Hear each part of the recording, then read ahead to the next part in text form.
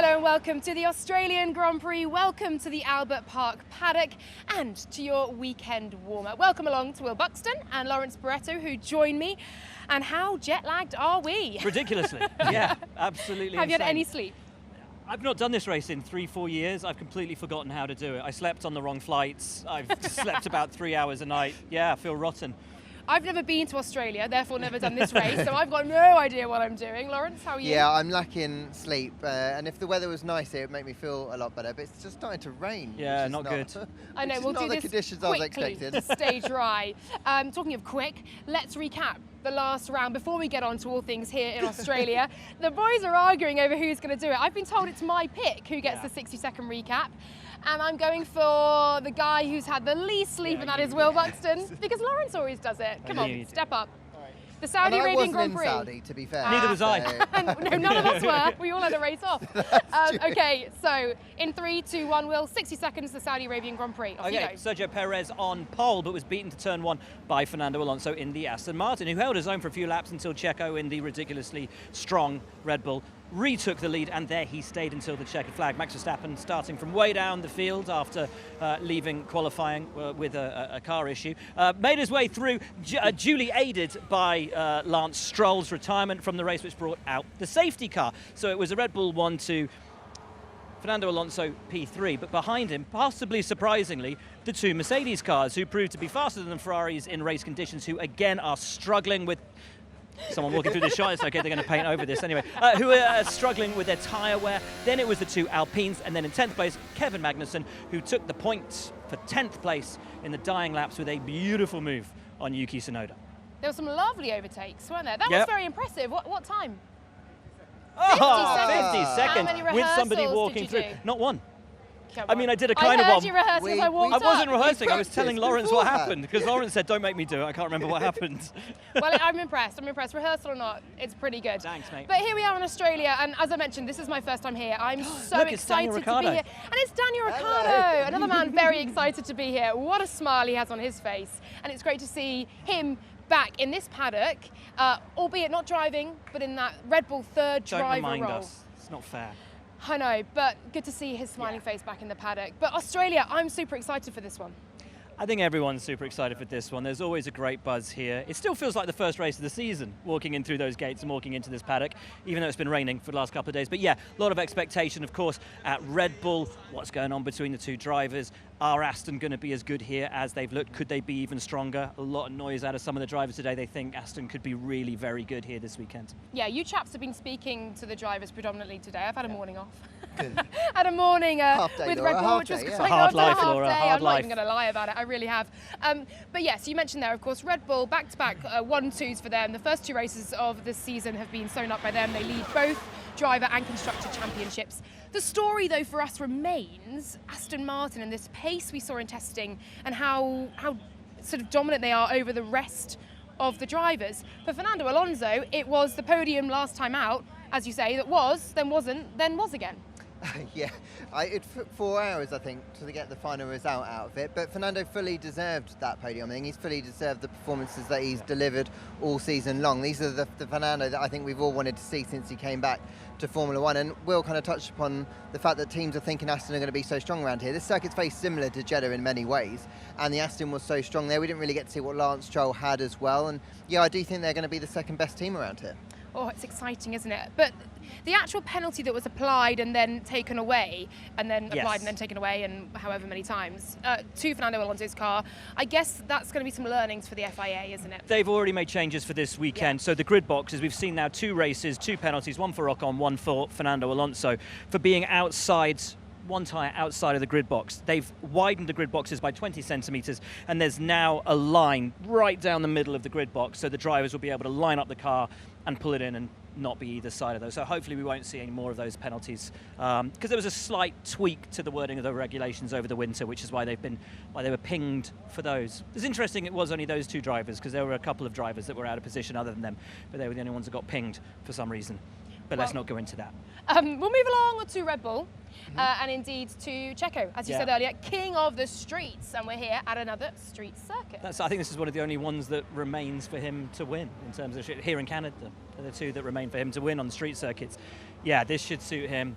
I think it should suit Red Bull. Let's not forget they've only got one win here in their history. Haven't won in the turbo hybrid era here. So, yeah, we will see. But, I mean, look, their pace has looked ominous this season. They are winning races at a canter, but the needle between the two drivers, we heard it on the radio, we saw it post-race. It all incredibly still rolls back to Monaco last year and the fact that Max seems completely unable to let this thing go. And I think the rest of the paddock is hoping that it actually explodes between the two of them because it could be the only chink in this team's armour this year.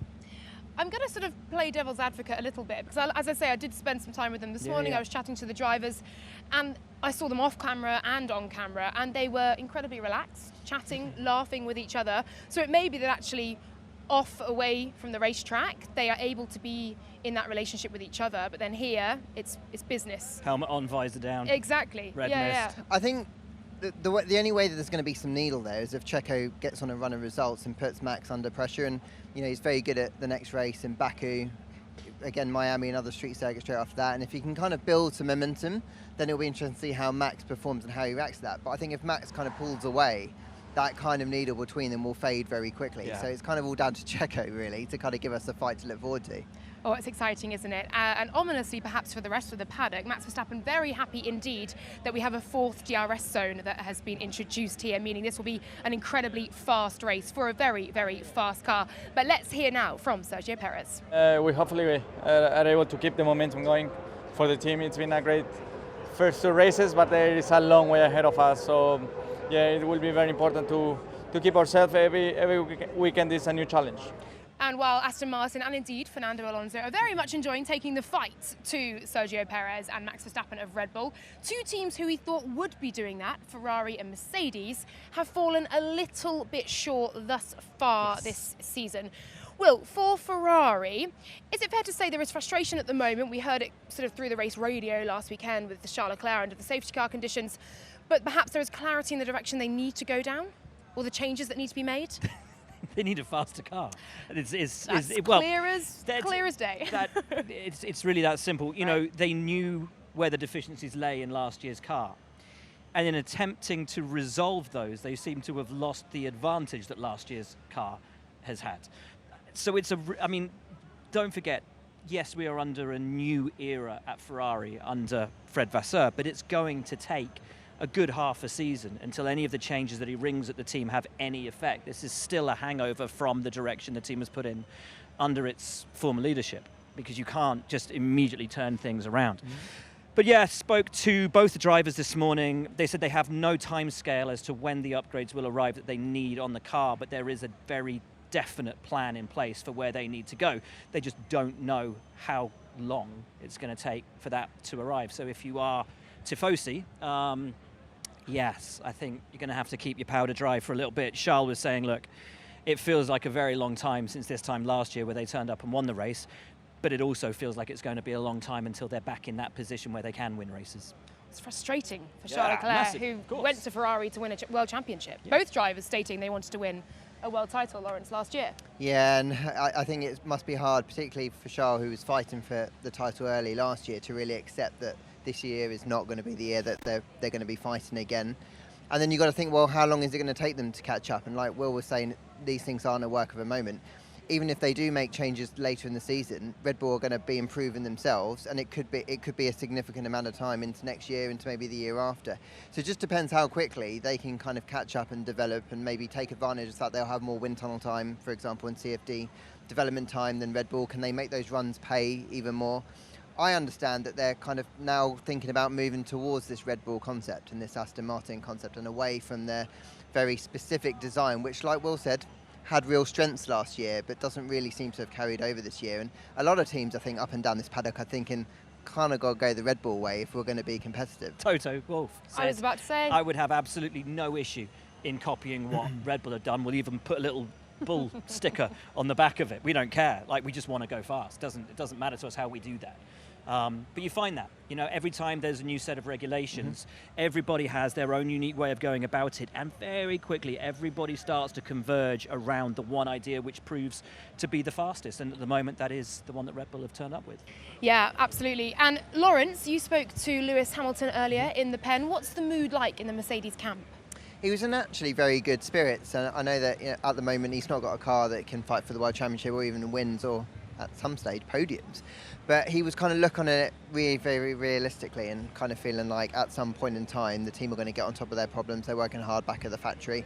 They got a better result, I think, in Jeddah than they thought they were going to get, and that, they are where they are, which is just way off Red Bull, in and around Aston Martin and Ferrari, and kind of in that kind of middle ground. So I think he's focusing on himself, doing what he can, kind of focusing on training, that kind of thing, and just hoping that back at base they deliver a car that can start taking the fight to the Red Bulls. Yes, we shall see. Patience may be key for both of these teams. Let's hear now from Carlos Sainz and Lewis Hamilton. Yes, it's a surprise for us to see that we're not as strong as we were last year. We are not very competitive right now, especially in race pace. It's clearly a weakness. It's a bit of a carryover from last year, and we've simply haven't done a good enough job, and we realize that, we see that, we know where the problem is, which is the good thing, and now we're going to do everything we can to revert the situation as soon as possible. It's not going to be a matter of one race, 1 month, but it's going to be a bit of a medium-term plan, but it's very clear for everyone, and we are already giving absolutely everything back at home and in the track to revert it.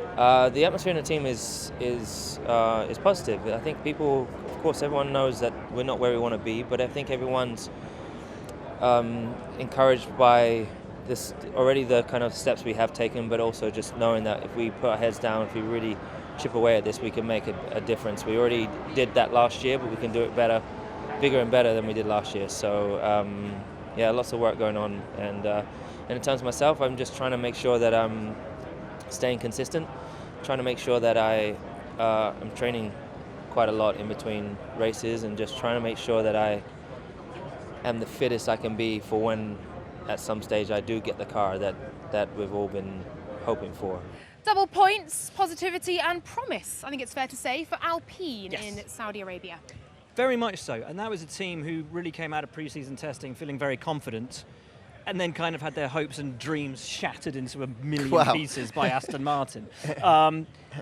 I think Saudi was a better reflection of where they are, which is well within that top 10 definite point scorers. That's where they should be. If they qualify well, if they race as well as they should, that's about where they want to be. And to be fair, they want to be taking on the likes of Ferrari and Mercedes, who aren't quite at the level that they want to be, while they are scrabbling to get back to that place. Alpine have got to make these early races count for them. And we saw last year, they had a brilliant rate of development. Their developments worked pretty much every single time they put them on the car. They're a team that know exactly what they need to do in the position that they're in to make the most out of it and keep marching on. But it's tough because they're now fighting Mercedes and Ferrari. Yeah, I think interestingly, Esteban was saying today in the pen that they're maxing that car out at the minute, so it's not like they haven't got the most out of that package. That's where it's at. So that's kind of 8th and 9th, and where they are at the minute, and much lower actually than what they thought they were going to be. Yeah. So they're relying on these upgrades. So they have got to repeat exactly what Will was talking about. They've got to get that relentless development that they had last year through if they are going to take the fight even to Ferrari and Mercedes and Aston, but start closing that gap just generally. I think a team, though, who would like to be in the position of Alpine and are very much not, though, is the team next to them. Yeah. They were embroiled in a big old battle with Alpine for P4 last time out in 2022. McLaren are now sitting bottom of both championships, 0 points, nil point. Yes. On paper, it's not looking good for Papaya fans, is it? No, it's not. I saw Daniel Ricciardo, who's obviously with McLaren last year. He's got as many points as McLaren have this year, as somebody pointed out in the week. I spoke to Lando today and said, look, 0 points after 2 races, is it as bad as the points make it look? And he said no, because there were reasons at both races. We took on damage. It wasn't as optimum as it could be. But even so, they know they're not where they want to be. They know they don't have a car that is capable of fighting with the Alpines, with the Mercedes, with the Ferraris, which is where they wanted to be. It is going to take a huge amount of time for them to get back to where they think they should be, which is right in the middle of the midfield and punching up. They've got developments for Baku. They've got even more coming mid-season, which we hear is pretty much a B-spec car. But then they've also had a massive change within the team within the last week as well. They have indeed. Key personnel change at McLaren. Nicely done. I didn't even mean to do it. James Key has parted ways with the team. Lawrence, big moves being made. Tell us more. Yeah, so I think when James Key joined the team from what was called Toro Rosso at the time, there were real high hopes that he'd come in and really be a bit of a game changer for McLaren. And You know, they've obviously had a great upturn in form, P3, P4, P5 the last 3 years. But obviously I know that's not an upturn because it's gone the other direction. It's gone the wrong way, What I mean by that is they got back to P3 after the difficult years with Honda. But what's not happened is that kick on, I think, into pushing them into that team that can really take on the top 3 teams. And at some point, Zach realised he had to make a decision, and when he was looking back on it, I think he just felt like he hadn't really made the big steps that he had hoped for. So what they've done is moved to this kind of technical committee. They always work well.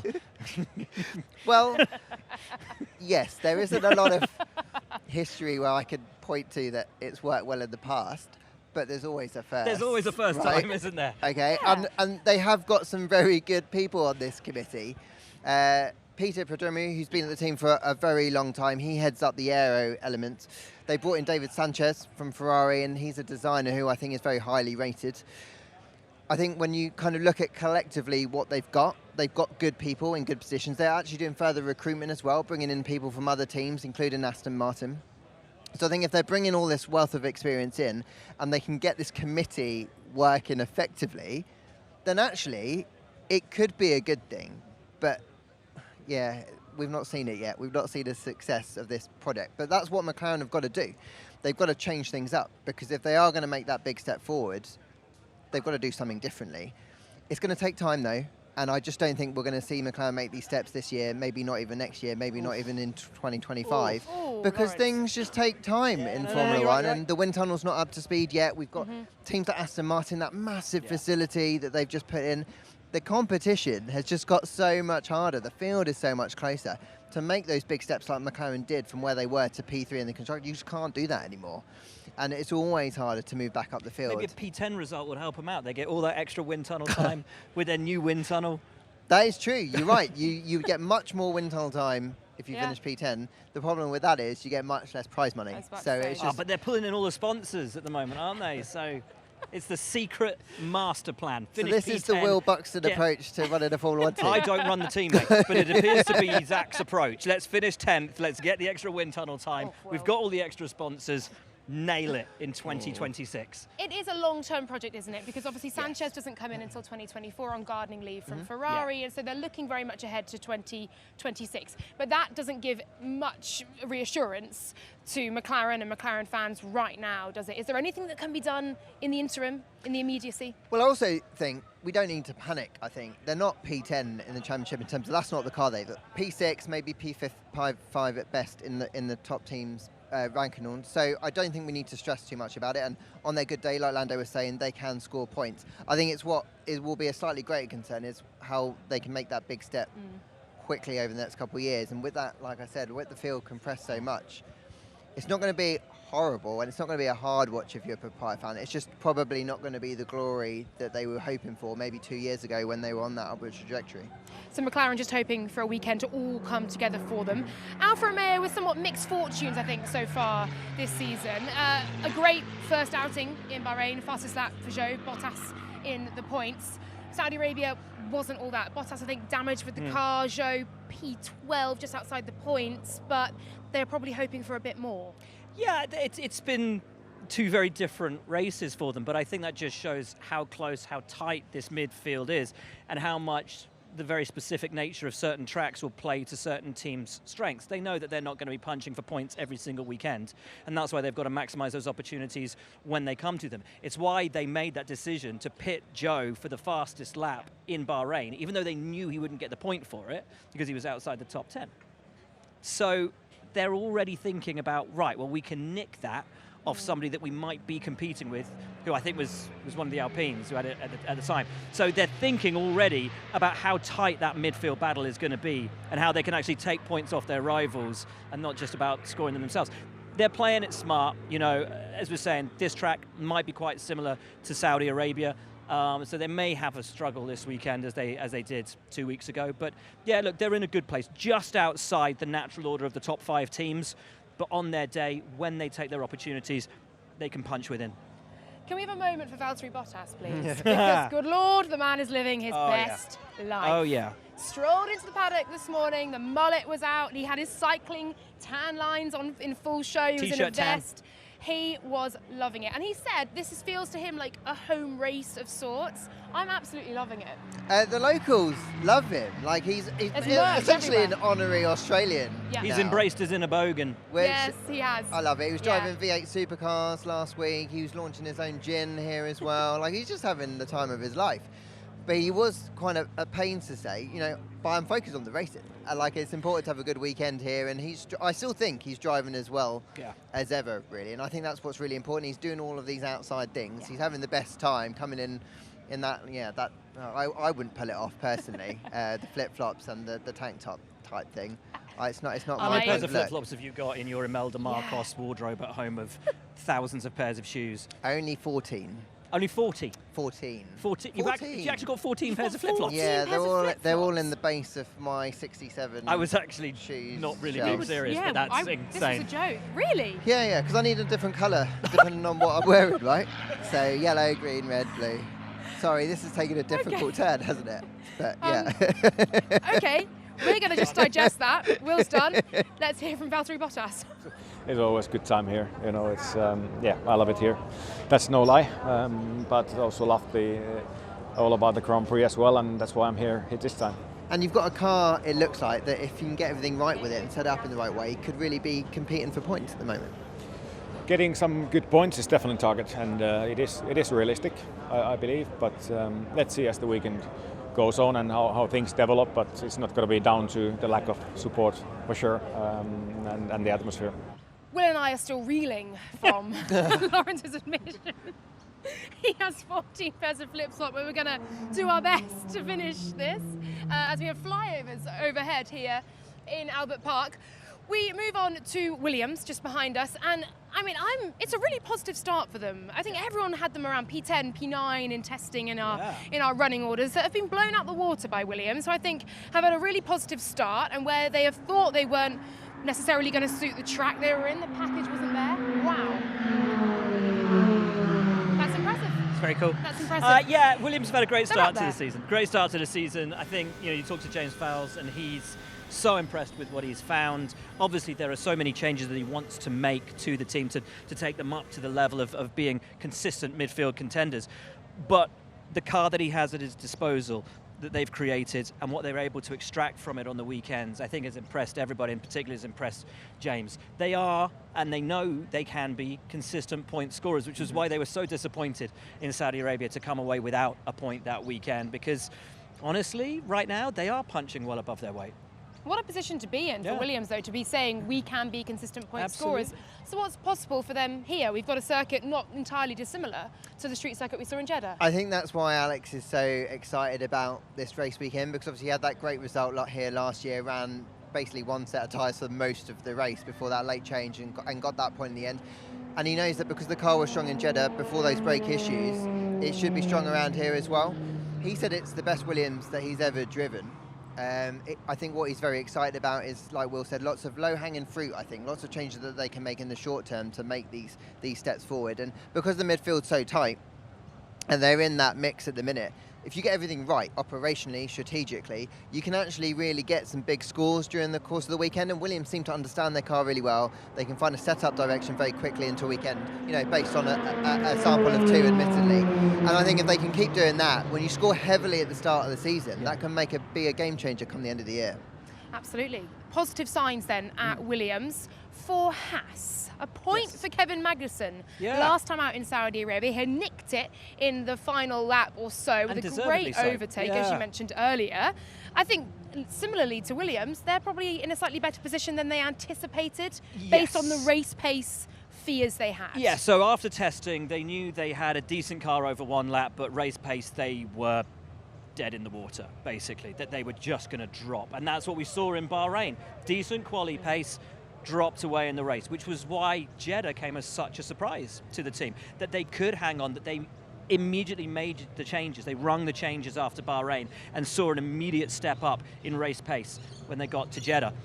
talking to Kev earlier today, he says working with Nico Hülkenberg has been a huge benefit to the team already, that two massively experienced drivers can double the amount of decent, proper, usable information that the team can then take, put on the car, and immediately start to iron out those issues. And so, yeah, confident again this weekend that they can have the pace that they saw in Jeddah and not tail off like they did in Bahrain. Magnussen nicked that point from Yuki Tsunoda of AlphaTauri, and you heard his frustration on the radio, didn't you? And I have to say, I know it's early to be talking driver market and silly season and driver contracts, but Yuki Tsunoda's contract is up at the end of this year, and I feel he could be a driver who is under pressure. Losing that point, a vital point for AlphaTauri. Wasn't his fault. But I mean, he's in P10, he's got to fight for it, he's got to defend. Yeah. I actually think Yuki's been one of the drivers of the year so far. This third successive 11th place, yeah, fine, okay, he hasn't scored points in any of those 3 races, but I think with the car that he's got this year, he's outperforming Nick de Vries, who we were all talking about last year after such a strong performance in Italy. I think he's delivering there. The team are really happy with him. He's got a new trainer in Michael Italiano, who worked with Daniel Ricciardo last year, that seems to have unlocked something in Yuki that's really relaxed him. He's in such good form at the minute. The team are very happy with the step that Yuki's made from last year into this year. And, you know, in an ideal world, he'd be getting lots of points, and it's much easier to say, okay, fine, then that's a reason to keep you. But actually, as long as he keeps outperforming Nick, just like he's doing, and pushing the boundaries of the point, I think that's a great job from him. The car is undeniably poor. And when you look at what Williams has been able to do with their car this year, you look at the Haas, I don't think there's an argument at the moment that the AlphaTauri is the weakest car in the field.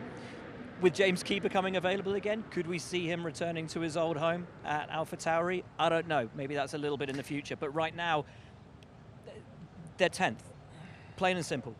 And so for, as Lawrence says, to be getting 11th places out of Yuki is decent with what they've got at their disposal, which is, I don't know if you'd agree, but I think it's the weakest car in the field. I do think he needs to keep doing that. That's what I mean. He needs to keep doing that for this year, because you're right. He's got to be doing this right up until the summer, when they're going to have to start thinking about what they're going to do next year. So, of course, the pressure is on his shoulders to deliver, because this is year 3 for him, and you don't get many years or many second chances. So I think at the moment, he's doing everything that he needs to do. Okay, good stuff. Well, shall we hear from the man himself? Here is Yuki Tsunoda. Yeah, we just need more performance from the car to kind of to score on points without any luck. That's what we have to aim for, and especially we need consistency as well. So, yeah, we don't actually, won't be. I don't expect to be like massively changed from last 2 races in Melbourne here, but still, just for myself doing exactly the same thing or even better, to just extract the performance from the car as much as possible. Well, that's just about it for weekend warm-up here from the Australian Grand Prix, and that means it's prediction time. Will, no, I'm going to come to Lawrence first. Because Will had like a puzzled look on his face. He hadn't decided what I know what I'm going for. Yeah, I know what I'm going for. I spoke to him earlier, and I have a little sneak peek preview, and I haven't heard yours, so I'm ready to be wowed. So I'm going to go Checo, Fernando, Max. Ooh! Because Fernando was mega around here last year. Like, he was absolutely mega. So that might suggest that you've gone big with your I've gone big, mate. Has gone big. I've gone big because Fernando Alonso will, of course, be on the podium. And as we know, every driver in Formula One history who has hit 101 podiums has won on their 101st visit to the podium. That is some stat, Will Buxton. Win 33 is coming for Fernando Alonso this weekend in Albert Park, because that car was mega in Jeddah. Also, if you look back to Bahrain, under the heavy braking and the traction events, it was also completely mega. This circuit's going to suit it. Fernando Alonso will win the Grand Prix. Checo will be second. George Russell will be third. So what's going to happen because to Max will DNF. Oh, wow. The car's going to fail. Reliability or shunt? You're saying reliability? I don't know. I don't have a crystal ball, mate. These predictions just come out of nowhere. That's clear, isn't it? I am saying what's his name? Sergio Perez win, and Max Verstappen P2 and a Fernando Alonso P3. I'm going dead boring and much like hang on. Amazing, none of us had Max for the win. I know. Well, wild. I still think he might be feeling a little bit under the weather, because he said that it really hammered him, his illness. And like he was missing a lung, didn't he? He said that, yeah. So still not up to 100%, but you know, we've cursed it now. Max will win by a lap. Oh God. Okay, on that note, we are ready for a brilliant Australian Grand Prix this weekend that will not hopefully end with one driver winning by a lap, but we are absolutely Damon Hill stoked. won this by 2 laps one year. Thank you, Will. Again, another great stat. We are stoked to be here, aren't we? Stoked to be at the Australian Grand Prix and can't wait for the racing weekend ahead. Thanks so much for watching and we'll see you again very soon.